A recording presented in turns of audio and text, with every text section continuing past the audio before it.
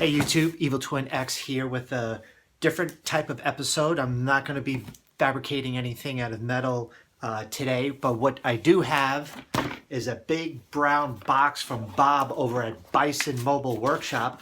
If you ever been to Bob's channel, you'll know what I'm talking about. If you haven't, check him out. This is a guy who has limited funds, limited resources, but he has unlimited skill and creativity in making things. And this guy has sent me a package to check out something that he's been working on, and I am really excited to open it up. So let's get started. So a little bit more about Bob.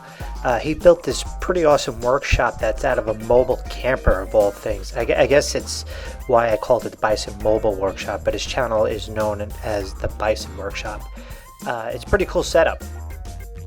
So here are the contents of that box, and it was also a pretty awesome letter that was included, but I'll keep that to myself. So let's start with this. If you probably guessed calipers, you were correct. I don't know the name brand of this caliper, but it's pretty nice. The action's really smooth. It's much better than my cheapo Harbor Freight. I guess Bob wanted to send me calipers because I was having trouble drilling holes and bolts and matching up with the bolt sides. It comes with this little doohickey thingy and an extra battery. So much appreciated. I could always use a quality caliper. Nice. Next up is another box.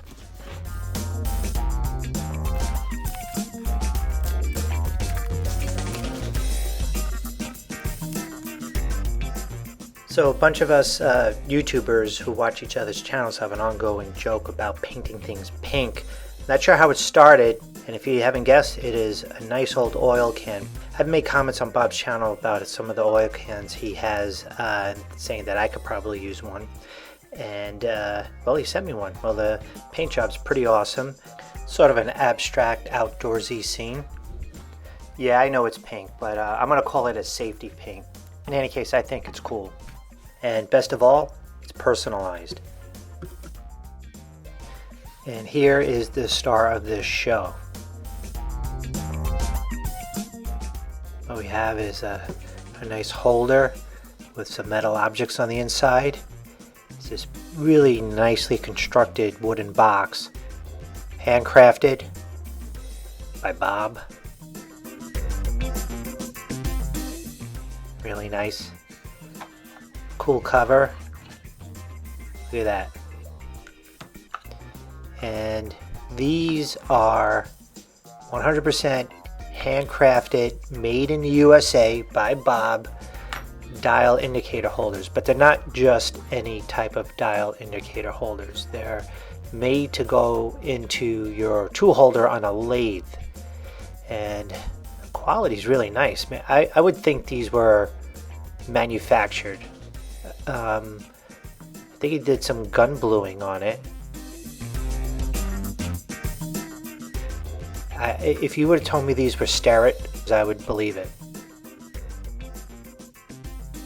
That's where the dial indicator would go, and even included the Allen key to go with it.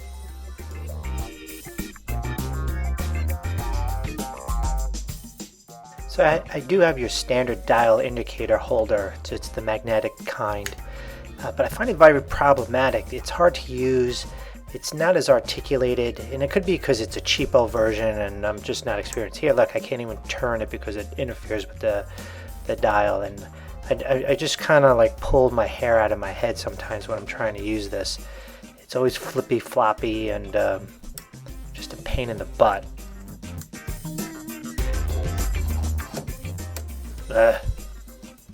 So here I'm trying to set it up on my lathe. I want to indicate this piece of metal, and I just don't have the space for it. I want it on the ways so I can use the magnet so it stays nice and secure. But and I'm not playing around here. I just have a hard time using it.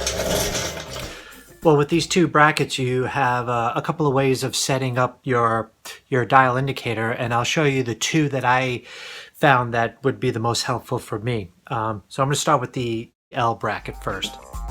So I have the old lantern type, and and this is only 1/4 inch, and the brackets Bob included are a nice hefty 1/2 inch, so I have to take this off. And luckily I have something that Bob gave me a while ago. It's a tool post holder that is much more beefier and much more solid, and this just slips in just like that. Just tighten these down. It's nice and secure.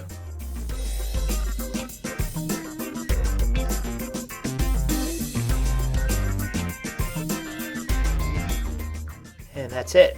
Easy setup and you're ready to go. I'm going to use this piece of pipe as a test piece. And you can do this setup where you can just easily indicate one area.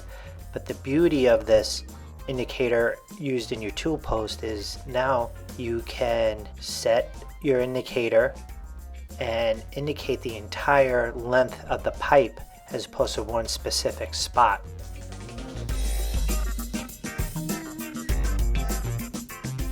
Okay, that's just freaking awesome and easy. All right, that was that L bracket. So next is this straight bar. So let me switch this out and show you how this works. So once again, all you have to do is loosen a couple of bolts, pop that out, pop the new bar in place, and just tighten down.